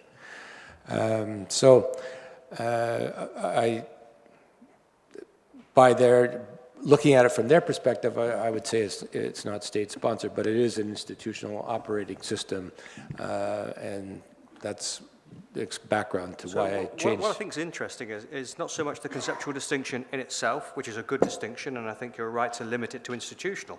But does that mean when it comes to sanctioning, you've got some level of institutional sanction rather than a state sanction? What's the function of that distinction? Well, that's a good point, I think, Mike. That may well factor into trying to figure out what the sanction should be, that it shouldn't be beyond the institutions. And I mean, the institutions have been, by WADA, removed from the Brusadas is declared non-code compliant, and the lab's lost its accreditation. They're in the process of getting both of those back, but they haven't at this stage. So there has been action against the institutions. Can I add something? I simply suggest to take a look into newspapers in the last couple of weeks.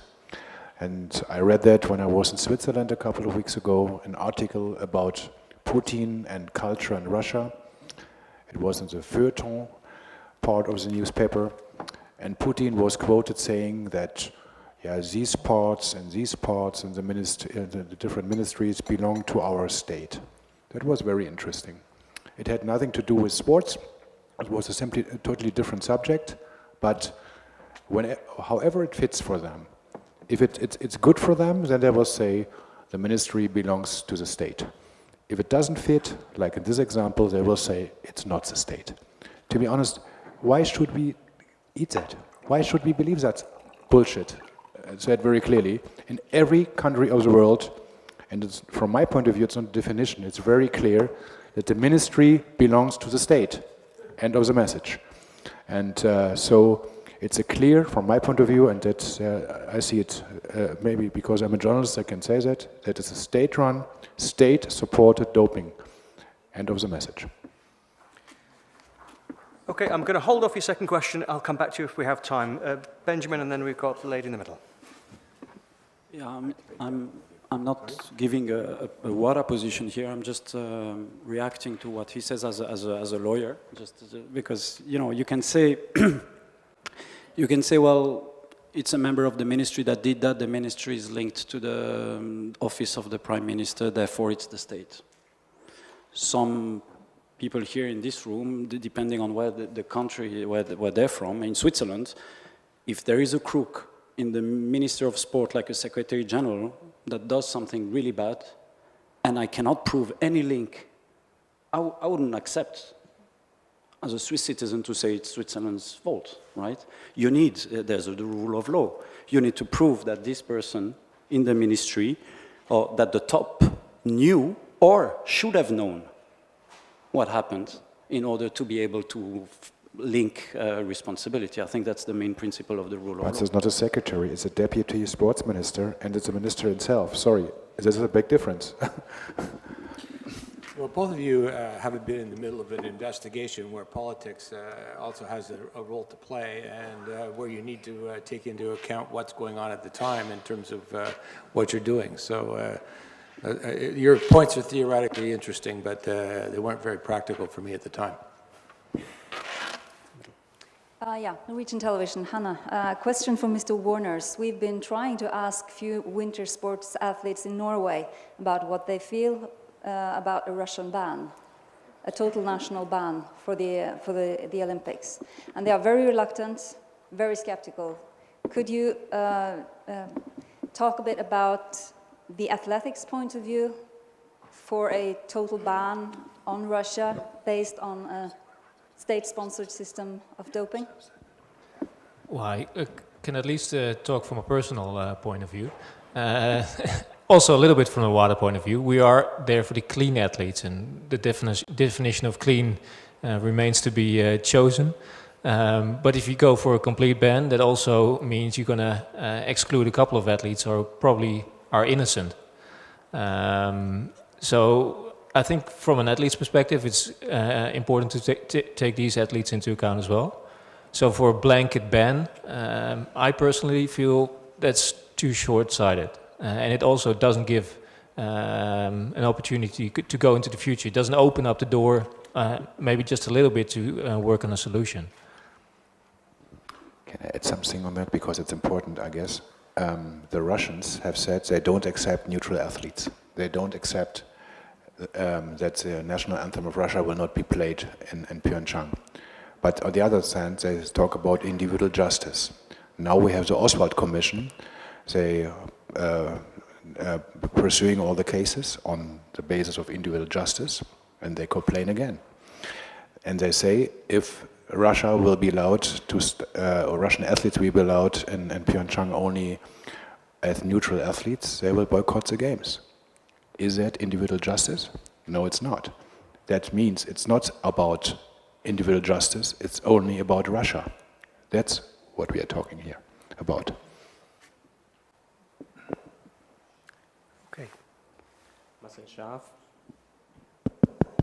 Marcel Schaaf, German Sports University Cologne. And my question goes to the representatives of the WADA. How the athletes involved into decisions making at the WADA? That's my first question, and the special question goes to... You're only getting one question, I'm afraid. No. And but it's included. So, and the other one to Warners. How many athletes you know from other national athlete committees? So how fluently is the communication between other athletes from other countries? Is there a huge communication, and do you meet each other every year, twice, third, four times? How often, and how fluently is the communication? It can definitely be better. We do meet. We just had a very couple of busy months with the IOC Athletes Forum, EOC Athletes Forum, with the iNADO having a meeting with the representatives of athletes worldwide. So I think we have made big steps since, let's say, 5 years in this. I do have to agree with Michele as well. We need to be more inclusive of everybody and all athletes. So Africa is underrepresented, Asia is underrepresented, South America is underrepresented. So I think there's definitely a need and a wish to improve this. From a WADA's perspective, we communicate with the IFs. So every WADA AC member has a AF representative he communicates with. So it's there, but it's also what you make of it as an athlete. So we need to make the system work. So that's our responsibility. So most athletes are involved from Europe and the US. That's it, huh? Yeah, unfortunately, yes. Nena Dikic, Antidoping, Serbia. I have a question for Hajo. I have the impression that you are like a tough guy, actually. You have some good guys and bad guys in WADA. You have some information from somebody, but you don't listen to the information from another side because you don't know the language, etc. So somehow maybe the reason for your conclusions are your independence, but are you really satisfied with your job? If I'm satisfied with my job, yes, I would say so. Mm-hmm. What can I say, yes or no? I say yes. What we are doing is, from my point of view, or let's say it this way, if we would have more people working on that, if we would increase the budget in investigative journalism and sports, then I think the situation would be much worse for sports federations, because we are talking about maybe 200 national Olympic committees in the world. We are talking about 200 countries. We talk about 35 international federations. We talk about 200 national umbrella organizations, then from different sports.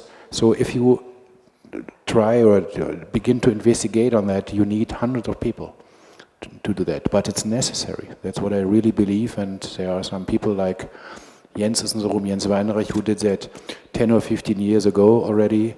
And it was a really tough time because he had a lot of challenges to address, I guess, and people didn't like what he did. To be honest, I have a similar situation nowadays that some people don't like what we are doing. But I think that journalism is a tool to control parts of the society. So I agree that we should continue on that, and I think we should do much more. And we need more people to work in sports journalism to unveil the truth, to check the facts, whatever. Mr. McLaren and Hajo said that how important whistleblowers are nowadays. In your story, Benjamin, you just mentioned the name whistleblowing, not more. What is WADA going to do concrete to encourage whistleblowers to come out, to protect their position, to protect their safety, to encourage to continue their career, and to show that you are willing to listen? Maybe, some advice, it's good to acknowledge that more or less the last couple of years it was just ostrich policy.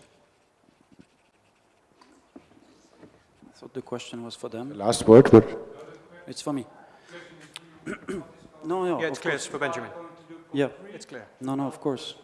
Well, I think first WADA recognized the importance of the whistleblowers, and lately in 2016 at the Glasgow meeting, because they decided to establish a whistleblowing platform. So that's new. It entered into force in January 2017. So there's a platform now, and it was actually shown in Mr. McLaren's presentation. It's called Speak Up, and the idea is to give athletes of the world, athletes' entourage, parents, anyone who hears something, a platform to speak. So this platform is completely anonymous. The data is encrypted. It goes to a WADA investigative unit that is also completely new. It's been established, and there needs to be a reinforcement of that unit, and this will take place. And so the idea is really to listen, to assist. There are agreements between then the investigative unit and the whistleblower to be able to assist that person, to give protection. And this goes back to this gentleman's question in terms of police powers. How can you protect physically a whistleblower? This is a question, and WADA may not be equipped to do that at the moment. So we are also working with our host country, which is Montreal, where the headquarters are based, to see to which extent the Canadian governments can provide assistance in that field. So at least this one before he goes on to Michele. So Richard, you framed it in your last but one slide as a duty, almost a duty of athletes to speak out. Well, if athletes have got a duty, then they've also got a right to be protected. And now it strikes me that WADA is not the organisation to protect the rights of the athlete. They don't have the powers. So do we have any better ideas about how governments work with WADA in order to buffer up that system to protect the individual athlete? Put it in the code. If it's in the code and you're a signatory, you need to uphold it. How do we think about that, Benjamin, Richard, before I come to Hajo? I support that, and I think WADA is exactly doing that at the moment. Is trying to find any possible way to promote the idea of whistleblowing and to provide assistance, concrete assistance and protection to them. And to be very frank, since the system opened in January, it was flooded with information. And the problem is we're back to resources. At the moment, only a handful of those cases were able to be followed up on. And this is a real issue, because if you encourage someone to talk and there's nothing you can do after that, there's no follow-up because you don't have the resources, then basically the system can go away. So that's why it's really important to promote and to increase those resources. So Michele's first in order, then you. In terms of whistleblowing, one of the difficulties we currently have is that you need somebody who's already contravene the rules in order to plea bargain their way out of a tougher penalty. And we hope that a whistleblowing system that encourages athletes to give information, even though they're not involved, will actually help resolve something or give more information. But what Richard's talking about is an obligation on athletes set against a punishment, like we have in match fixing, where failure to report can in itself be punished. Now, that's a huge burden on athletes. Not only are you chasing them around the planet, watching them in the toilet, pulling their blood out of their arms, now you're putting an obligation on them. So you have to think about the context of whistleblowing and the willingness athletes really have. The evidence, if you're going to base anything on evidence, of research in this area says athletes are unwilling to give information when they have it. They more likely will confront an individual athlete, but they're very unwilling to give it to an organization. So please listen to your athletes on this one. I would like to widen the picture a little. I guess that the most important step is, for example, this is what German athletes have done a couple of weeks ago. And Silke Kassner, the deputy athletes representative of the German NOC, pointed that out two days ago when she said that she talked about this athletes Verein, athletes club, athletes organization in Germany, and they call themselves independent. Hopefully they will be independent, they will be funded. That's at least that's the current plan, partially by the German government, which is a good idea. So what needs to be done from my point of view, that athletes all over the world fund or create their own athlete unions. That is the major step forward from my point of view. What the IOC is currently trying is to embed the athletes in their IOC Athletes Commission, and it's very clear that there is a big difference in opinions between the WADA Athletes Committee and the IOC Athletes Commission, and there are obvious efforts and tries from the IOC Athletes Commission to influence the WADA Athletes Committee in a way the WADA Athletes Committee doesn't want it. But so that shows me again that athletes representatives, athletes unions have to be also completely independent from the interest of their umbrella organizations, which means we need a real independent worldwide athletes union to give the athletes, who are the core of the sport, the needed power, because without athletes, sports doesn't work. And that, I think, is the main message. Richard. A couple comments. First of all, Michele, I agree with what you're saying. Athletes need to trust their own organization, and if it's going to be WADA, they need to be able to trust them. I did say that that's an important part of it. I don't agree with you that whistleblowers only come out of circumstances where they have their own problems. That's certainly been the ones that are visible in both Rodoshenkov and the Stepanovas. And typically athletes only come forward when they do have some particular personal reasons to become a whistleblower. We're not just going to have people be whistleblowers because they've seen something, know something. So to go back to Mike's point, I think we need to figure out a way to get people to have the trust so that they will report. And yes, I was speaking about a duty to report that would be similar to the one that would be involved in match or spot fixing. To the extent you have knowledge, you have to provide that knowledge to somebody in authority. Now, the code also, in 215 code, has a number of provisions where you need to do investigations, not just WADA, but national anti-doping agencies and federations are obligated to do so as well. So when they get that information, then they need to respond. But they're never going to get that information if they don't have trust and build that relationship so that athletes have confidence that, one, it won't be spilled out to other people, and there seems to be a real problem with keeping information controlled within inside of any of these sporting organizations. And they really have to trust that and have confidence that they're going to be protected when they do. There's a comment about your comments about police rights. Personally, I'm totally opposed to any criminal processes involved in doping. I think that will just drive it more underground and make it more difficult and complicate the legal processes used to find sanctions and sanction particular athletes. And what are we dealing with? We're dealing with a contractual obligation to not do certain things. You promise not to take certain substances in a contract. And we're going to elevate this to some kind of criminal standard? I just don't agree with that. Okay, we have 10 minutes. I've got 3 questions lined up. They're going to be short questions and responses, but I'm giving the panel fair notice that I'm going to ask them for one thing which is going to improve the future of doping. Joseph, I'll start with you at the end of the 3rd question. So you've had fair warning. One thing for the future of doping. Yeah, Michael Ask, Antidoping Denmark. One question to the panel about the funding of WADA. Do you see any other ways of raising the amount that WADA gets every year, apart from the fact, which I think Joseph correctly raised, that in principle the governments globally put more into the anti-doping work than the sports movement? But could you see things like sponsors, the media maybe being obliged to pay a certain fee for having the right to broadcast or things like that? Well, if you ask me personally, yes. I think we should all be a lot more aggressive in terms of finding revenues for integrity in general.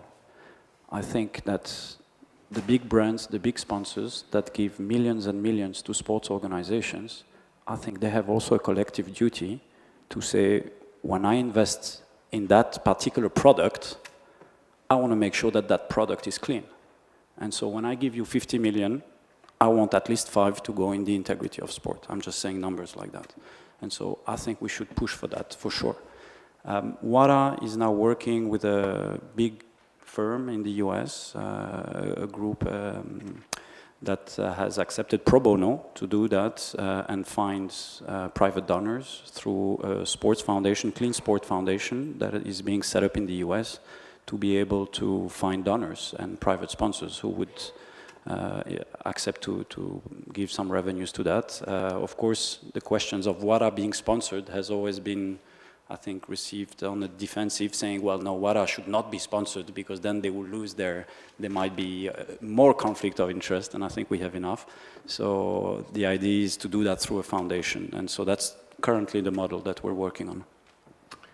I have another idea. I think that in the world business of sports, they are circulating billions and billions and billions of dollars.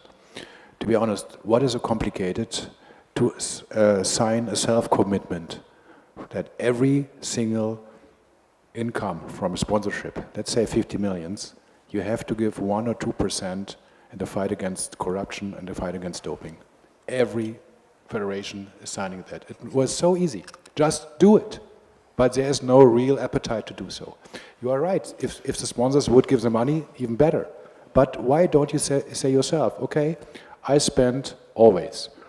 This is obligatory, 1 or 2%, maybe more, of my money in the fight against doping and corruption. Then WADA would have a much better and much bigger budget. It's that easy. I just need to react to that because I think here you're mentioning the IOCs and FIFAs of the world, but when you speak about sports organizations, you have to take into account that there are 150 at least international federations, from rope skipping to cheerleading to sports that do not have any single revenues. There are 2 people in the office that have to manage hundreds of national federations. So just to give you the example of weightlifting, weightlifting is an Olympic federation. So one of the 35 top, they dedicate 30% of their revenues to anti-doping. No, so we mentioned the betting industry. I talk about the sponsor money. I don't talk about the federation's money. Hajo, you're going to say the betting industry? Nobody's going to say the betting industry? They have to live on sport, don't they? I was going to say, the trouble with private donors is they dry up, they die. What's wrong with a 1%, 2% on sports broadcasting and sports betting that governments could apply as a tax that would actually help to invest in the health and safety system for sport? To my right. Hello, it's you. Okay, thanks. In all my years of covering football and sport, one thing that I've come to realize is that officials, those in charge of governance, seem to think that they're actually more important than the athletes themselves. And this is one of the reasons why there is such a huge schism between those who actually play in sport and those who govern sport. Do you think that this is at the center of the problem of doping and how it's dealt with? I'm interested to hear what Michele thinks. Well, let's go from the top. I'm going to go to Chiel first. He's the athlete, and then we'll see if Michele or Joseph. Yeah, you just skipped to the last part when I was going to say one thing, and it's listen to athletes, because they know they are the embodiment of why we do sports, why we love sports, and why we all watch it on television, get the endorsements, etc. So do that on all levels, and I think if you really, and also make sure I think it's also our responsible as an athlete to keep in mind the reasons why you started doing sports, because I've seen athletes go from being an athlete to being a sports administrator in the sense you just described. So I think keeping in mind why we do and love sports is the most important, and that's done by athletes. I would say you've only got to look at the entry routes into any Olympic Games to know where the power and the authority and the assumed importance lies. And that really is so unfair, because the athletes are there providing the spectacle, and no wonder they feel, especially those countries where they have to hand back in their uniform to be recycled to the next generation. So it's not always they get to keep their blazer anyway. Last question. Jens Weinreich, my name. Less than 170 hours, if I count right, to the IOC decision. A question to all of you. What if, I mean, the Olympic Charter has already changed, the fine is allowed after the Charter change. What if Bach is announcing in 1 week time a huge fine, 100 million perhaps, as it was discussed in August, 50 million or whatsoever for ITA, for WADA, and Russia will be allowed at the Pyeongchang Games. The question to all of you, would you accept this? Would you accept the money, Benjamin? Okay, hold on a second. So let's make clear about one thing. Right. Now, if it's offered by somebody, it's not a fine. If it's handed down by a legitimate authority, it's a fine. If it's offered in advance, it's something quite different, which we use a different word for. So, which question are you asking? Are you asking the question, if the IOC hand down the fine, is that an appropriate punishment? Is that the question you're really asking? No.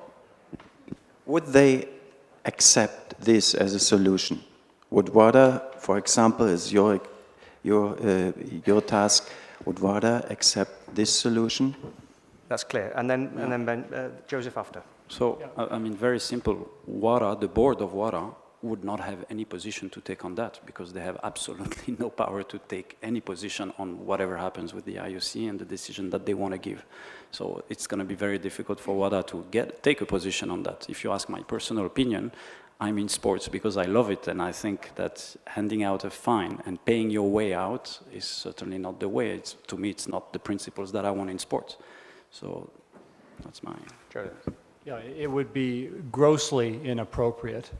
And it would be grossly inappropriate because it would send exactly the wrong message. It's a pay-to-play message. Yeah, that's the last thing we want in the circumstance. You open your wallet in order to solve the problem you've created. Okay, so if we just hold it there. Now, I'm going to ask the panel a simple thing. After we finish up, I think there's an important announcement from Jens, so please don't leave your seats. So, Joseph, give me one thing which is going to improve the future of anti-doping. And just one thing, one sentence, not too many commas or semicolons. Good governance with much, much more independence and much, much more athletes at the table. And listen to those athletes at the table. I've already said what I need to say on athletes, I hope. Here's a thought for the future, though. If you're asking Russia to acknowledge its past mistakes, will the IOC and WADA also lead the way by actually admitting to their mistakes, particularly over issues like testosterone and the changes that have gone on that have actually affected transgender athletes? Thank you. Well, I would say cooperation in good faith and transparency. ARD would take the money from the Russians, 100 millions, in order to do more investigation on doping in Russia.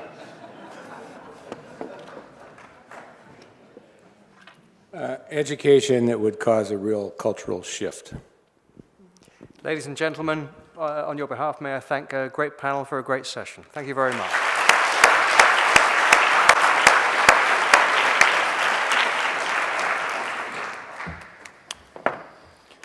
Thank you very much to the panel that has lived up to all the expectations we could have. I personally take 2 ideas back for the next Play the Game conference, and that is we have to analyze more what is in the cultural shift. Perhaps just a little cultural shift home at the couch with a remote control, watch something else, and top sport would drain sport for the resources they have and some of the motivation to finance doping, and we might also be motivated to leave the couch ourselves and spend our time being physically active instead of watching elite sport. I'm sorry not to ruin the business of all of you, but this is part of the cultural shift, is of course also new norms for the sports culture. And athletes' influence. What is an athlete? The old men in Lycra, I have a special preference, getting a special preference for old men in Lycra as I grow older. Or is it the 14-year gymnast? You can also say athletes, in theory, are members. How do we strengthen member influence in the sporting bodies? Well, just a few thoughts, but there were many thoughts to take home, and thanks a lot. Now we will engage in an evening where we can combine sports and drugs. I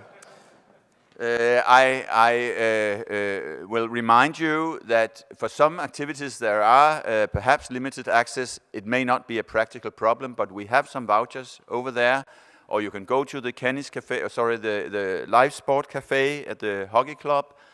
Grab a sandwich, a light meal on your way, and throw yourself out in all the activities in Gennepa Park, and come back around 10 o'clock and have a soup and a beer and some Dutch cheese. But don't forget one thing. If tomorrow you want to party and dance, and if you have the slightest doubt if you are registered for that, and having just taken a yellow wristband is not the same as registering. If you have the slightest doubt, please go and double check, because we have a suspicion that we have fewer registrations than we will actually have guests tomorrow for the farewell dinner. Thank you very much. Enjoy.